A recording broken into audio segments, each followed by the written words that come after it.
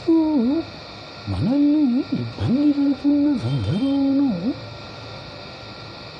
ప్రాణాపాయ స్థితికి మనం చేరుకున్నాము అన్నటువంటి సందర్భంలో మనము ఆ యొక్క శత్రువు నుంచి మన కుటుంబాన్ని మనల్ని కాపాడుకొనుటకై ఆ యొక్క శత్రువును మనము ఈ యొక్క చేతబడి క్షుద్ర పూజల ద్వారా ఎదుర్కొనవచ్చును.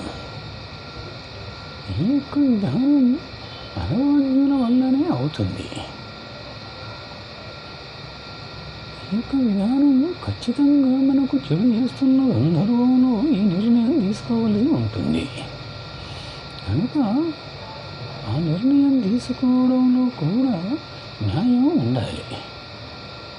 ఆ సందర్భంలో మనం చేసిన ఈ కాళ్ళు చేతులు పడిపోయి నోరు పడిపోయి మంచంలో పడి విధానం కూడా ఉంటుంది. ఇది అనుభవజ్ఞుల వల్లనే అవుతుంది.